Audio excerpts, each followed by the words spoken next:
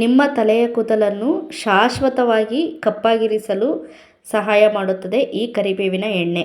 ಅಷ್ಟೇ ಅಲ್ಲದೆ ನಿಮ್ಮ ತಲೆ ಕೂದಲು ಸಮೃದ್ಧಿಯಾಗಿ ದಟ್ಟವಾಗಿ ಬೆಳೆಯಲು ಸಹ ಟ್ರೈ ಮಾಡುತ್ತೆ ಈ ಹೇರ್ ಆಯಿಲು. ಒಮ್ಮೆ ಟ್ರೈ ಮಾಡಿ, ಇನ್ಯಾಕೆ ತಡ ಮಾಡೋದು, ಈ ಹೇರ್ ಆಯಿಲ್ ಬಗ್ಗೆ ತಿಳ್ಕೊಳ್ಳೋಣ. So welcome to our channel.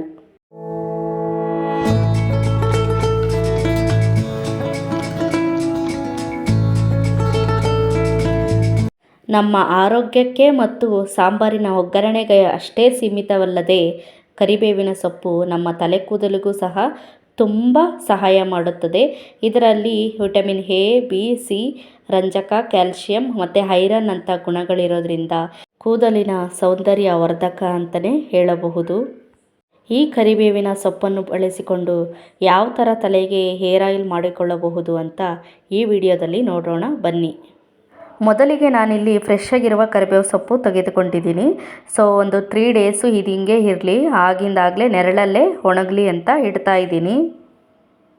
3 ದಿನಗಳ ನಂತರ ಕರಿಬೇವಿನ ಸ್ಥಿತಿ ಈ ಥರ ಇದೆ. ನಾನು ಬಿಸಿಲಲ್ಲಿ ಏನು ಒಣಗಿಸ್ಲಿಲ್ಲ, ನೆರಳಲ್ಲೇ ಒಣಗಿಸಿದೆ. ಆದಷ್ಟು ನೆರಳಲ್ಲಿ ಇಟ್ಟರೆ ಈ ಥರ ಬಾಡ್ಕೊಳ್ಳುತ್ತೆ, ಇಷ್ಟ ಆದರೆ ಸಾಕಾಗುತ್ತೆ. ಸೊ ಇದರನ್ನೆಲ್ಲ ಎಲೆಗಳು ಮಾತ್ರ ತಗೊಳ್ತಾ ಇದ್ದೀನಿ. ನಾನಿಲ್ಲಿ ಎಲೆಗಳನ್ನೆಲ್ಲ ಬಿಡಿಸ್ಕೊಳ್ತಾ ಇದ್ದೀನಿ. ಈಗ ಕಡ್ಡಿ ಬೇರೆ ಮತ್ತು ಎಲೆ ಬೇರೆ ಸಪ್ರೇಟು ಮಾಡಿದ್ದೀನಿ ಆಲ್ಮೋಸ್ಟ್. ಮತ್ತು ಈಗ ನೋಡ್ತಾ ಇರ್ಬೋದು ಎಲ್ಲನೂ ಸಹ ನೀಟಾಗಿ ರೆಡಿ ಮಾಡಿದ್ದೀನಿ. ಈ ಕಡ್ಡಿ ಎಲ್ಲ ಬಿಸಾಕ್ತಾ ಇದ್ದೀನಿ. ಸೊ ಎಲೆಗಳು ಮಾತ್ರನೇ ಸಾಕಾಗುತ್ತೆ ನಮಗೆ. ಈ ಎಲೆಯಿಂದ ಒಳ್ಳೆಯ ಪೌಷ್ಟಿಕಾಂಶ ಸಹ ನಮ್ಮ ತಲೆಗೆ ಇದೆ. ಸೊ ಮುರ ಅಂತಿದೆ, ಮುಟ್ಟಿದ್ರೆ ಸಾಕು. ಸೊ ಮಿಕ್ಸಿಗೆ ಹಾಕ್ಕೊಳ್ಳೋಣ.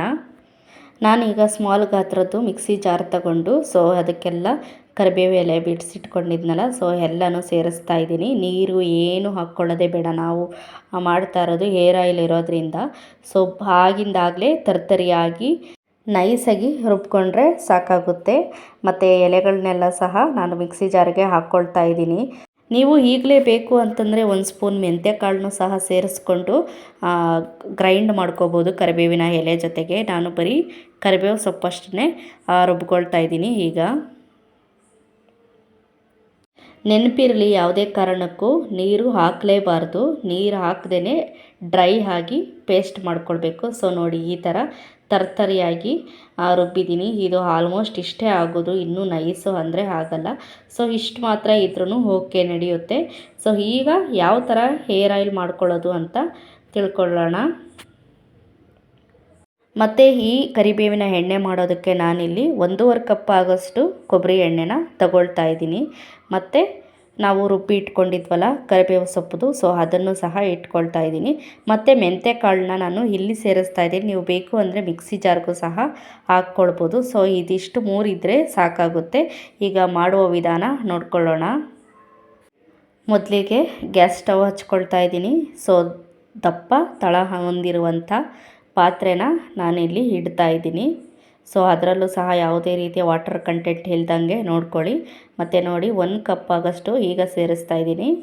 ಮತ್ತು ಇನ್ನೂ ಒಂದು ಸ್ವಲ್ಪ ಆ್ಯಡ್ ಮಾಡ್ತಾಯಿದ್ದೀನಿ ನಾನು. ನನ್ನ ಮಗಳಿಗೂ ಸಹ ತಲೆಗೆ ಹಚ್ಚೋದ್ರಿಂದ 1.5 ಕಪ್ ಆಗೋಷ್ಟು ಆಯಿಲ್ನ ನಾನು ಪ್ರಿಪೇರ್ ಮಾಡ್ಕೊಳ್ತಾ ಇದ್ದೀನಿ.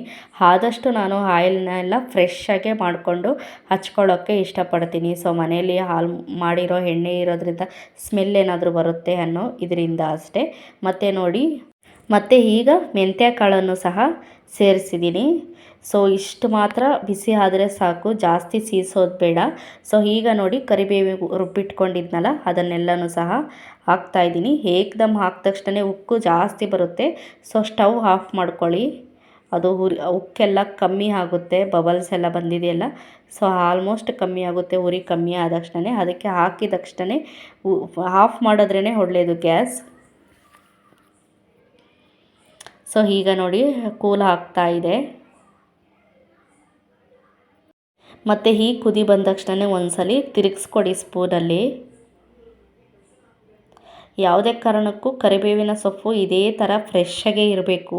ಆ ಥರ ತಿರುಗಿಸ್ಕೊಡ್ತಾ ಇರಿ, ಸೀರಿಸಬೇಡಿ. ಸೀರಿಸಿದ್ರೆ ಕಲರೆಲ್ಲ ಚೇಂಜ್ ಆಗಿಬಿಡುತ್ತೆ. ಮತ್ತು ನಿಮ್ಮ ಆಯಿಲು ಸಹ ಒಂಥರ ಸ್ಮೆಲ್ ಬರೋಕ್ಕೆ ಸ್ಟಾರ್ಟ್ ಆಗುತ್ತೆ.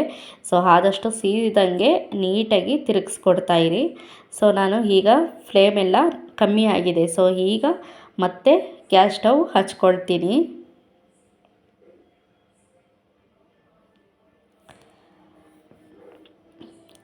ನೀಟಾಗಿ ಕುದಿ ಬರಬೇಕು ನೋಡಿ. ಈಗಲೇ ಯಾವ ಥರ ಕಲರೆಲ್ಲ ಚೇಂಜ್ ಆಗಿದೆ ಅಂತ.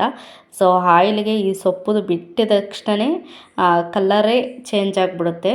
ಸೊ ಸುಮ್ಮನೆ ಬೆಚ್ಚಗೆ ತಿರುಗಿಸ್ಕೊಟ್ರೆ ಸಾಕಾಗುತ್ತೆ.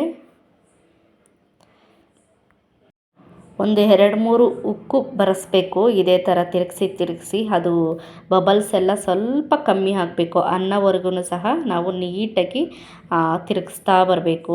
ಅಲ್ಲಿ ನಮಗೆ ಗೊತ್ತಾಗುತ್ತೆ ಯಾವ ಥರ ಕಲರೆಲ್ಲ ಯಾವ ಥರ ಚೇಂಜ್ ಆಗ್ತಿದೆ ಅಂತ. ಜಾಸ್ತಿ ಕಲರ್ ಚೇಂಜ್ ಆಗೋಷ್ಟರಲ್ಲಿ ಆಫ್ ಮಾಡಿದ್ರೆ ಓಕೆ ಅನಿಸುತ್ತೆ. ಸೊ ಈಗ ನೋಡ್ತಾ ಇರ್ಬೋದು ನೀವು ಯಾವ ಥರ ಆಯಿಲ್ದು ಕಂಟೆಂಟ್ ಮಾತ್ರನೇ ಕಾಣಿಸ್ತಾ ಇದೆ. ಸೊ ಈಗ ನಾವು ಗ್ಯಾಸ್ ಆಫ್ ಮಾಡ್ಕೊಳ್ಳೋಣ. ಸೊ ಇದು ಚೆನ್ನಾಗಿ ಆರಬೇಕು. ಆರಿದ್ಮೇಲೆ ಸೋಸ್ಕೊಳ್ಬೇಕು. ಇದು ಆರಲಿಕ್ಕೆ ಈಗ ಇಡೋಣ.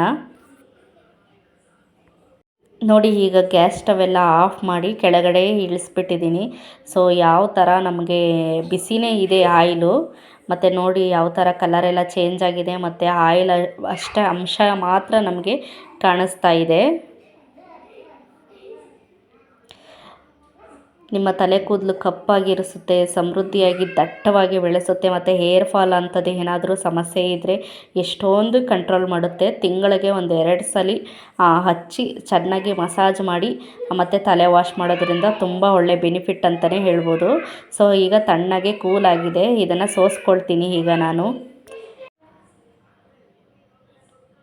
ನಾವು ಎಷ್ಟು ಆಯಿಲ್ ಹಾಕಿರ್ತೀರೋ ಅಷ್ಟೇ ಸಿಗೋದು ಇಲ್ಲೂ ಸಹ.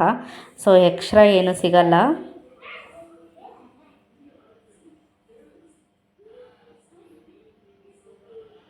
ಸೊ ಈಗ ನೀವು ನೋಡ್ಬೋದು ಎಷ್ಟು ಮನೆಯೆಲ್ಲ ಈ ಕರಿಬೇವಿನ ಸ್ಮೆಲ್ ಬರ್ತಿದೆ, ಆಯಿಲ್ ಸ್ಮೆಲ್ ಬರ್ತಿದೆ ಅಂತಲೇ ಹೇಳ್ಬೋದು.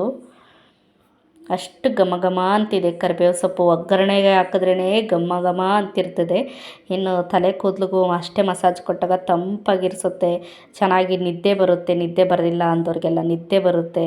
ಸೊ ತುಂಬ ಚೆನ್ನಾಗಿ ಕೂಲಾಗಿರುತ್ತೆ. ನಿಮ್ಮ ಹೇರ್ಸು ಅಷ್ಟೇ ಚೆನ್ನಾಗಿ ಗ್ರೋತ್ ಆಗುತ್ತೆ.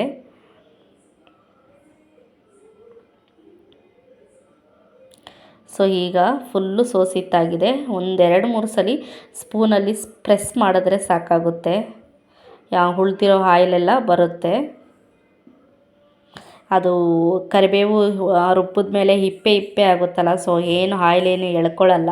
ಸೊ ಅದು ಆಯಿಲೆಲ್ಲ ಹಾಗೆ ಬಿಡುತ್ತೆ. ಸೊ 1-2-3 ಸಲ ಪ್ರೆಸ್ ಮಾಡಿದ್ರೆ ಸಾಕು ಈ ಥರ. ಸೊ ಈಗ ಆಗಿದೆ. ಸೊ ಫೈನಲಿ ನೀವೀಗ ನೋಡ್ಬೋದು ಕರಿಬೇವಿನ ಎಣ್ಣೆ ಯಾವ ಥರ ಇದೆ ಅಂತ. ಸೊ ನೋಡಿ ಎಷ್ಟು ಗ್ರೀನಾಗಿದೆ ಅಂತ. ಸೊ ನನಗಂತೂ ಇದು ಆಯಿಲ್ ಹಚ್ಚಿದ್ರೇ ತುಂಬ ತಲೆಯೆಲ್ಲ ತಂಪಾಗಿರಿಸುತ್ತೆ. ಅಷ್ಟೇ ಚೆನ್ನಾಗಿ ವಾಶ್ ಆದಮೇಲೂ ಸಹ ಸ್ಮೂತಾಗಿರುತ್ತೆ ಮತ್ತು ಆ ಸ್ಮೆಲ್ಲು ಎಲ್ಲ ಹಾಗೇ ಇರುತ್ತೆ. ಮತ್ತು ಎಷ್ಟೋ ಹೇರ್ ಫಾಲ್ ಆಗೋದು ತುಂಬ ಕಂಟ್ರೋಲ್ ಮಾಡುತ್ತೆ. ಮತ್ತು ನಿಮ್ಮ ಕೂದಲಂತೂ ನಿಜ ಹೇಳ್ತೀನಿ ಶಾಶ್ವತವಾಗಿ ಕಪ್ಪಾಗಿರಬೇಕು ಅಂತಂದರೆ ತಿಂಗಳಿಗೆ 1-2-3 ಸಲ ಈ ಆಯಿಲ್ನ ಸಜೆಸ್ಟ್ ಮಾಡ್ತೀನಿ ನಾನು. 2-3 ಸಲ ಹಚ್ಚೋದ್ರಿಂದ ಎಷ್ಟೊಂದು ವೈಟ್ ಹೇರ್ಸ್ ಎಲ್ಲ ನಿಮಗೆ ಕಂಟ್ರೋಲ್ ಆಗ್ತಾ ಬರುತ್ತೆ, ಬ್ಲ್ಯಾಕ್ ಆಗಿರುತ್ತೆ. ಸೊ ಈಗ ನಾನು ಆಯಿಲ್ನ ಪ್ರಿಪೇರ್ ಮಾಡಿದ್ನಲ್ಲ. ಸೊ ನನ್ನ ಮಗಳು ಬಂದಳು. ಸೊ ಅವಳಿಗೂ ಸಹ ಎಣ್ಣೆ ಹಚ್ಚಿ ಒಂದು 2 ಡೇಸ್ ಆಗಿತ್ತು ತಲೆಗೆ ಸ್ನಾನ ಮಾಡಿಸಿ. ಸೊ ಅವಳಿಗೆ ನಾನು ಮಸಾಜ್ ಮಾಡ್ತಾಯಿದ್ದೀನಿ ಆಯಿಲ್ ಹಚ್ಚಿ. ಸೊ ಹತ್ತಿ ಕಾಟನಿಂದ ತಗೊಂಡು ಪಾರ್ಟ್ಸ್ ತೆಗೆದು ನಿಮ್ಮ ನೆತ್ತಿಯಿಂದ ಹಿಡಿದು ಮತ್ತು ಕೊನೆ ಕೂದಲವರೆಗೂ ನೀಟಾಗಿ ಒಂದೊಳ್ಳೆ ಮಸಾಜ್ ಕೊಟ್ಟರೆ ಈ ಹೇರ್ ಆಯಿಲಿಂದ ಚೆನ್ನಾಗಿ ಕೂದಲು ಬೆಳೆಯುತ್ತೆ. ಇನ್ನು ನನ್ನ ಮಗಳಿಗೆ ಹೇರ್ ಆಯಿಲ್ ಹಚ್ಚಬೇಕಾದ್ರೆ ಪಾರ್ಟ್ಸ್ ತೆಗ್ದಿನೇ ಹಚ್ಚಬೇಕು. ಅವಳಿಗೂ ಸಹ ಆಗಿಂದಾಗಲೇ ಹಚ್ಚಬಾರ್ದು, ತೆಗೆದು ನೀಟಾಗಿ ಮಸಾಜ್ ಮಾಡಿ ಹಚ್ಚಬೇಕು ಅವಳಿಗೂ ಸಹ. ಸೊ ಫುಲ್ಲು ತೆಗೆದು ನೀಟಾಗಿ ಹಚ್ತೀನಿ. ನನ್ನ ಮಗಳಿಗೆ ಅಂತೂ ನಿಜ ಹೇಳಬೇಕು ಅಂತಂದರೆ ಈಗ ನನ್ನ ಮಗಳು 4th ಸ್ಟ್ಯಾಂಡರ್ಡು. ಎಷ್ಟು ಲಾಂಗಾಗಿ ಮತ್ತು ತಿಕ್ಕಾಗೂ ಸಹ ನನ್ನ ಮಗಳಿಗೆ ಕೂದಲು ಬೆಳೆದಿದೆ. ನೀವು ಈಗ ನೋಡ್ತಾ ಇರ್ಬೋದು ಸ್ಕೂಲಿಂದ ಬಂದು ಅಷ್ಟೇ 2 ಜಡೆ ಹಾಕಿದ್ದನ್ನು ನೀಟಾಗಿ ರಿಮೂವ್ ಮಾಡಿ ಹಚ್ತಾ ಇದ್ದೀನಿ. ಸೊ ಫುಲ್ಲು ಫಸ್ಟು ಲೆಂತಿಂದ ಯಾವ ಥರ ನಮ್ಮ ಮಗಳಿಗೆ ಹೇರ್ ಇದೆಯೋ ಕೊನೆವರೆಗೂ ಸಹ ಅಷ್ಟೇ ಬರುತ್ತೆ. ಬೇಕಿದ್ರೆ ನಿಮಗೆ ಜಡೆ ಎಣ್ದಿನೇ ನೋಡಿಸ್ತೀನಿ ಯಾವ ಥರ ನನ್ನ ಮಗಳದ್ದು ಹೇರ್ಸ್ ಎಲ್ಲ ಇದೆ ಅಂತ. ಸೊ ನೀಟಾಗಿ ನಾವು ಫಸ್ಟಿಂದ ಹಿಡಿದು ಲಾಸ್ಟ್ವರೆಗೂ ಇದೇ ಥರನೇ ಆಯಿಲ್ನ ಹಚ್ಕೊಳ್ಬೇಕು. ಸೊ ಈಗ ನೀಟಾಗಿ ಆಯಿಲೆಲ್ಲ ಮಸಾಜ್ ಮಾಡಿದ್ದಾಯಿತು. ನೆನೆ ಇಟ್ಟು ಗಂಟು ಹಾಕಿದರೆ ಚೆನ್ನಾಗಿರ್ತಿತ್ತು, ಬಿಕಾಸ್ ಅವಳು ಟ್ಯೂಷನ್ಗೆ ಹೋಗೋದ್ರಿಂದ ಹಾಗೆ ಜಡೆನೂ ಸಹ ಬಾಚಿ ಹಾಕಿ ಕಳಿಸ್ತಾ ಇದ್ದೀನಿ. ಸೊ ಈಗ ಹೇಳಿದ್ನಲ್ಲ, ಫಸ್ಟಿಂದ ಹಿಡಿದು ಲಾಸ್ಟ್ ಕೊನೆ ಕೂದಲವರೆಗೂ ಅವಳಿಗೆ ಅದೇ ಥರ ಲೆಂತ್ ಬೀಳುತ್ತೆ ಅಂತ. ಸೊ ಈಗ ನೀವೇ ನೋಡ್ತಾ ಇರ್ಬೋದು, ಫಸ್ಟಿಂದ ಹಿಡಿದು ಲಾಸ್ಟ್ವರೆಗೂ ಸಹ ಅವಳಿಗೆ ಅದೇ ಥರನೇ ಹೇರ್ಸು ಚೆನ್ನಾಗಿ ಗ್ರೋತ್ ಆಗಿದೆ. ಇನ್ನು ಉಳಿದಿರುವ ಕರಿಬೇವಿನ ಎಣ್ಣೆಯನ್ನು ನಾನು ತಲೆ ನೆತ್ತಿ ಮೇಲೆ ಹಟ್ಕೊಂಡು ನಾನೇ ಒಂದೊಳ್ಳೆ ಮಸಾಜ್ ಕೊಟ್ಕೋತಾ ಇದ್ದೀನಿ, ಸೊ ರಿಲ್ಯಾಕ್ಸ್ ಆಗಲಿ ಅಂತ. ಸೊ ನಂತರ ನಿಮಗೆ ಕಪ್ಪು ಕೂದಲು ಮತ್ತು ಉದ್ದವಾಗಿ ದಟ್ಟವಾಗಿ ಬೆಳಿಬೇಕು ಅಂತಂದರೆ ಸೊ ಇದೇ ಟ್ರಿಕ್ಸ್ ಫಾಲೋ ಮಾಡಿ ಕರಿಬೇವಿನ ಎಣ್ಣೆಯನ್ನು ಬಳಸಿ ಅಂತಲೇ ಹೇಳ್ತೀನಿ. ಸೊ ಇದಾಗಿತ್ತು ಇವತ್ತಿನ ವಿಡಿಯೋ. ಇಷ್ಟ ಆಗಿದೆ ಅಂತ ಭಾವಿಸ್ತಾ ಇದ್ದೀನಿ ಎಲ್ಲರಿಗೂ. Thank you all. Bye bye, take care.